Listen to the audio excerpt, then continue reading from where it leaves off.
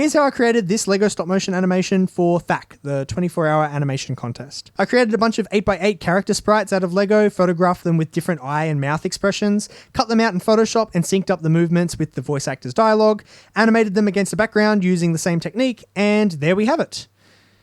There's a bit more to it than that. So let's delve in deeper. I'll start off with the inspiration first. There's this pixel art game that I absolutely love to play called RodMG, and it's an 8x8 pixel art game. How a lot of these games are made is they have a sprite sheet, and that has the characters and the backgrounds. And using these different tile sets, they're able to construct all the different environments. So I've taken that and combined it with Lego mosaics, which are these really big, impressive 2D pixel arts that are created out of Lego bricks.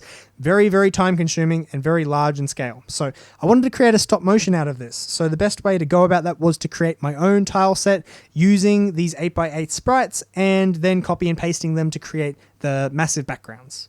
So let's have a look at the film. I'll talk about little interesting bits while writing the project and creating the assets, and then we'll talk about the behind the scenes. I've got a full behind the scenes time lapse that we'll take a look at of all of the animating and video editing. So the opening shot, I always love to start off with the spectacle for the opening shot. So really try to go all out with the details. So we've got the birds. It's probably the first thing that I'm going to talk about because it is really cool. So it's just a loop of 3 different states. So we've got the birds that have the wings on the right and the wings on the either side. So it's really cool how you're able to identify them as a bird, even though it's just 3 pixels. And then we've got a snowy environment. It was originally supposed to take place where the guy was working on a car in his garage, and I didn't end up having time to build a house or a garage, so that got thrown out pretty quickly, and it had to be a snowy environment because of the snowman. Just the concept of having a snowman that melts inside the abyss, and the original concept would be that he's just a side character that they meet when they go into the abyss for the first time, and he's having to quickly explain the role of what Skull does, like how to get to the castle and where the wrench is and all that stuff, but having to explain it really, really, really fast before he finishes melting. So I thought that was a really fun concept, but I wanted to keep him around as a more core character than just like one little scene. So made the opening scene be snowy, so that way there's a reason for the snowman to exist in the first place. And yeah, one of the really cool details that was a complete accident was him originally being in a garage working on his car. But in this context, he's now broken down, which is really, really cool because then it gives him more incentive to find the wrench. So they have a reason to actually go and get it. One of the things that I really wanted to do while making the script for this entry was follow the hero's journey. It's something I hadn't really done in any of the stuff that I've written, and I've known that it existed, but I really wanted to make something that really fits the mold of it and really use that as the basis of the script. And it's very obvious once you point out all the little moments. So we have the characters in the ordinary world, literally the ordinary world. And then we have the call to adventure. The portal spawns out of nowhere. And then we have the refusal of the call. Now, those 3 things normally take place like in a feature film over the first like 10, 20 minutes. But it's so funny that it takes place in the first 7 seconds, right? We have all of that in the first 7 seconds. The call to adventure, the portal, and then him just completely not caring at all. So that's a really brief refusal of the call. Meeting the mentor is Skull, obviously, is the mentor. Crossing the threshold, so they actually go into the portal, into the abyss, into the other world, quite literally. And then we have tests, allies, and enemies. So a lot of trials that take place. They don't immediately get the wrench. There's a lot of stuff along the way that they've got to do and overcome. So approaching the innermost cave, the ordeal, and then the reward. They get the wrench back. Then we have the road back, return with the elixir, and they're back in the ordinary world. And that's the whole hero's journey. So they get sucked into the portal. I absolutely love the overall feel of this project. We've got really polished visuals. I spent heaps of time making sure that it looked awesome and all of the characters snapped to the grid. And yeah, really tried to make it look visually impressive. But then we have the story, and a lot of the animation is just very choppy. It's not very fluid. It's very sporadic, and some of the animation doesn't make any sense. Like there's no actual coherence to it, which is very funny in my opinion. So obviously I would have loved for it to be a perfect polished final product, but it's very hard to do, very limiting in the 2D space. Something like him picking up the carrot is extremely extremely difficult to do, even if it wasn't a 24-hour contest. So for it to just randomly flip into his hand, it sort of makes sense because of the absurdity of everything. So we have the opening text. So this is utilizing the font that I'd made before the contest, and it's really, really cool, the fact that it is brick built. It does seem like it's just created in a computer, but it is actual photographs of Lego in the same way that I'd done the sprite assets for the film. So yeah, to get to use it for the title sequence is really, really cool. So then we're in the Fiery Abyss. Didn't get enough time to work on the background more, so it's just a solid color, which isn't really the best, especially for the fact that Elle is wearing pants that are the exact same color as the background in most of the whole entire project, so that kind of sucks. I did want to have a border for the characters. A lot of the inspiration that I'd drawn from other video games that use the 8x8 sprites, they have an outline around the characters. I did originally intend to have mouth animation for the snowman and the skull, but didn't get around to that for time reasons, and I'm kind of glad that I didn't, because I feel like they have a lot more character without the actual mouth movement. So when we first entered this room, there was going to be a moment where Matt has his eyes shimmer a little bit as he sees the wrench, and the wrench has a little diagonal sheen that goes across it. I thought that would be really funny to do.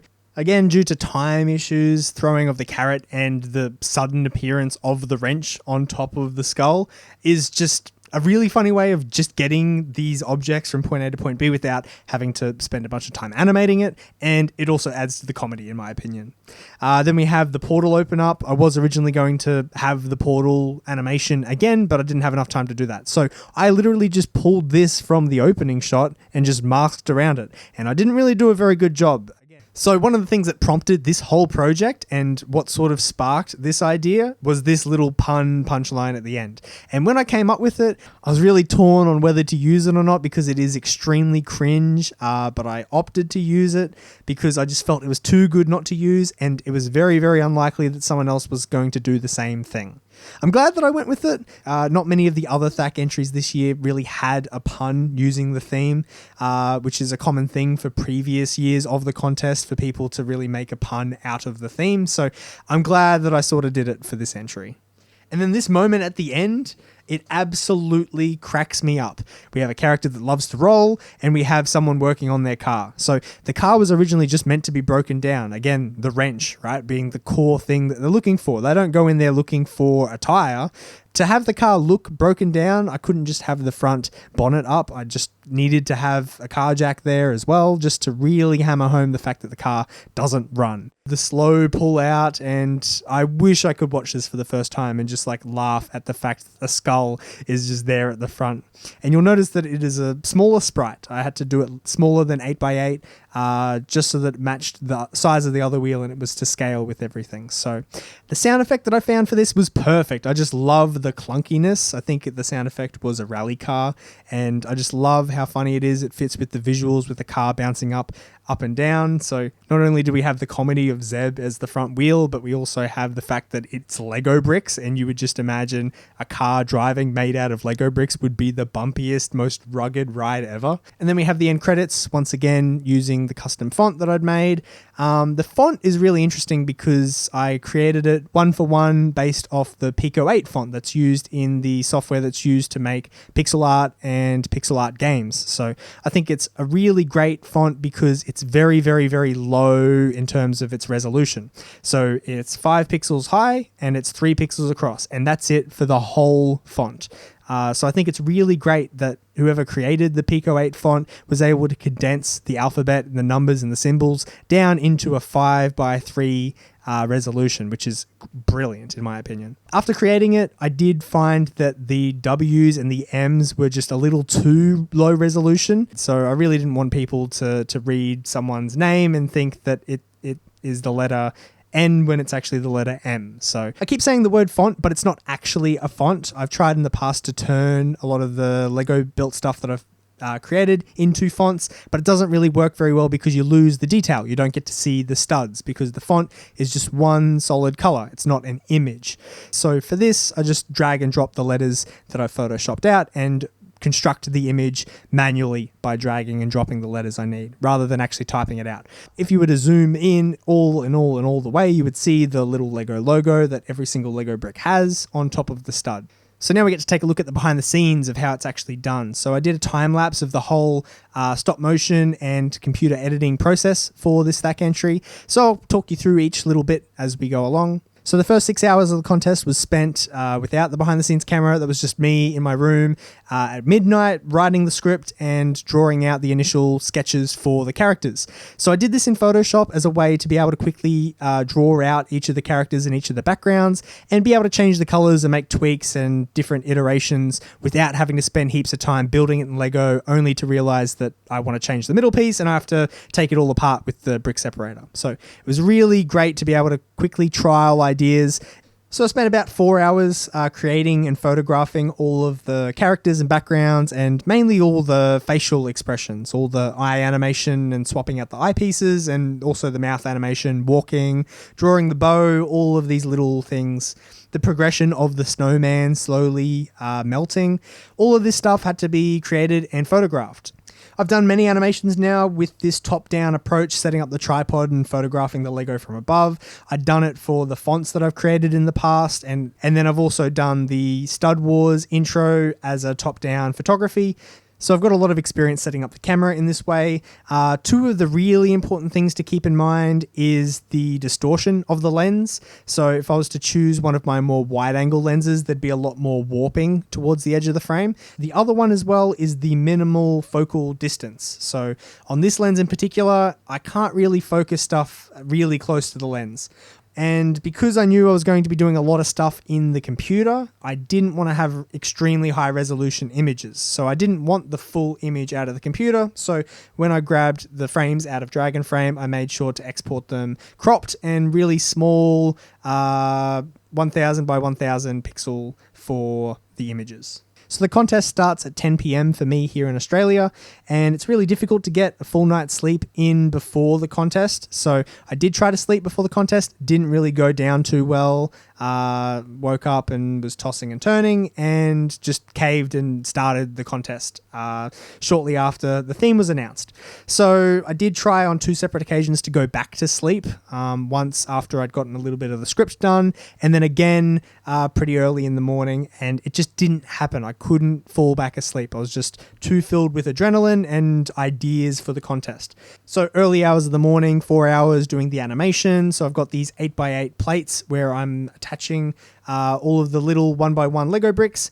Apart from starting the contest at 10 p.m, it's also summer in Australia during this contest. So it gets really, really hot. So I'm really lucky that I could actually animate and do the photographs with the door open. So I didn't have to worry too much about the sun because it was pitch black while I was doing some of it. But even once the sun was up, the lights were so bright for the animation part that the sunlight didn't really interfere too much. And I wasn't too concerned with flicker, since a lot of the animation was going to be done in the computer, and a lot of the time you'll just be looking at a still image of either the background or a still image of the character. You'll notice I've got the color mod in the border for each of the photos. That was just in case I needed it, even though I did include the yellow and blue on the main character and a lot of the key components that were in most of the shots. So 4 hours for animating is a really short amount of time, which is great because I knew I needed as much time as possible in the computer to do the final bit of animating. There are many components like the portal and the car that just could not fit into an 8x8 grid. So I had to construct it in multiple different parts. A lot of these images of the background plates, it's got little imperfections. It's very difficult to line up the Lego and have it completely flush, especially with the time crunch. I was throwing this stuff together as quick as I possibly could. One of the really fun parts of doing these timed contests like THAC is the voice actors. So the collaboration process is very, very short. I usually just send off the script and then they send back the lines. So there's very little time to actually collaborate and give notes. So a lot of the interpretation is just left up to the voice actor. So I spent an hour editing the dialogue. So this is choosing what take I like best. A lot of the voice actors sent in multiple different takes, whether it's different voices or different inflections of the line.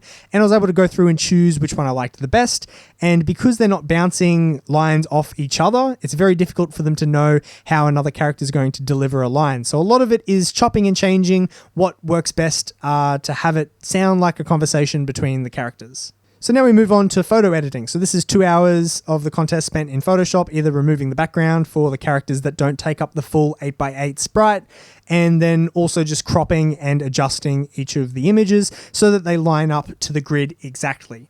My Brawl entry last year was one of the first times that I actually tiled an image and created a background out of it, and I ran into so many issues during that and wasted a whole bunch of time. So I've learned a lot since then, and I knew the key things to look out for when it comes to tiling the background and having it look seamless without any obvious bits of repetition.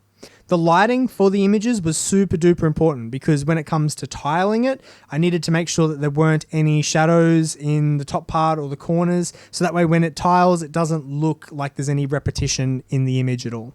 So did a lot of tests, making sure that the lighting was very smooth and consistent across the image. Once I have each of the backgrounds cut out and each of the sprites resized, I then had a sheet that I could then drag and drop and create and snap to the background and build the environments that were going to be the backdrop for the project. Here I am animating the final shot of the project first. The rest of the scenes I edited beginning to end, and I really wish I didn't do it that way because I should have gone order of importance. That way, if I didn't have enough time to finish one scene, I could just cut it out and just have the core scenes done in order of importance. I can't believe how much time I spent on the mouth animation. There are very, very few brick films for THAC that actually have any sort of character animation that has to do with the face, like eye blinking and mouth movement and stuff like that. That's just because it's so time consuming, especially for a 24-hour contest. So I'm really glad that I got to get it done because it's a really great expressive element and a really core element of the project that makes it really quirky. So that I'm glad I spent the time to actually work on it and do that. Even though the mouth movement is very rudimentary, it's either open or closed, I did spend a lot of time syncing it up with the waveform and having it so that the mouth moves when it should, so that way it doesn't seem extremely out of place. A lot of the expression of the characters comes from the eyes, so animating it to match whatever a character is feeling was really important to me. It's something that I embedded into the script and had core moments and core deliveries with the eye animation in mind. Now we move on to the bulk of the animation. So I did all of the character animation in Premiere Pro so that way I could sync it up with the dialogue, and then any of the movement and the final image I wanted to animate in After Effects. So that way I had the snap grid capability and I could have lots of nested sequences, and I just had a bunch of effects that I was used to using. So now we hit the abrupt tonal shift in the contest. So we're 3 hours and 20 minutes away from the deadline, and I'm thinking I should start rendering some of this stuff and exporting it from After Effects. But the other thing as well, my computer was running out of space and it had been running all day and been doing a lot of heavy, intensive processing. So it was just running really, really sluggish. So these exports took a whole lot longer than I was anticipating. I'm really stressing as these are exporting, so there's only very few things that I could work on while it was exporting. As you can see, I'm doing the end credits here, but I'm just thinking in my head, I have 2 really crucial scenes that I have to complete, and I haven't even started them yet. And I knew in the back of my mind I couldn't do them in After Effects because it was just running way, way too slow. So I made the bold decision to really quickly scrap together the last 2 scenes in Premiere Pro and do the keyframe animation in there. It was really sloppy because I don't have the snap to grid function, so I had to manually line up stuff, and it was really, really quick to animate in there because Premiere Pro was running a whole lot faster than After Effects for whatever reason. And now we get to sound design. 48 minutes spent on sound design. I would have liked to have spent a little bit more time because yeah, the visuals are great, but there's not really a whole lot of animation going on. There's a lot of moments where there isn't really a whole lot of movement. So it would have been really cool to make the sound design a little bit more dense, and I just really didn't have a whole lot of time to work on it. Now we get the final export, and this was the first time I was able to watch the project beginning to end, and this was where I realized that the snowman stopped existing for one moment. And in the back of my mind, I was thinking, I totally have enough time to re-export this with the snowman fixed, but I just decided I'm just going to submit it as is. And one of my rationales behind that is it feels like it fits the project. It's so quirky and there's so much animation that's janky in it. I feel like the couple frames where the snowman just doesn't exist kind of fits in it.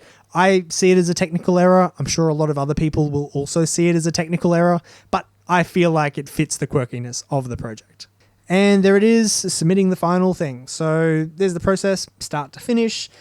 Please leave a comment if you've got any questions. Please send me any examples if you've ever seen any sort of animation like this. I'm really curious if there's anything that's been done like this before. So please send it to me. Thank you so much for watching this behind the scenes. Hopefully you enjoyed and possibly learnt something. That's all for now.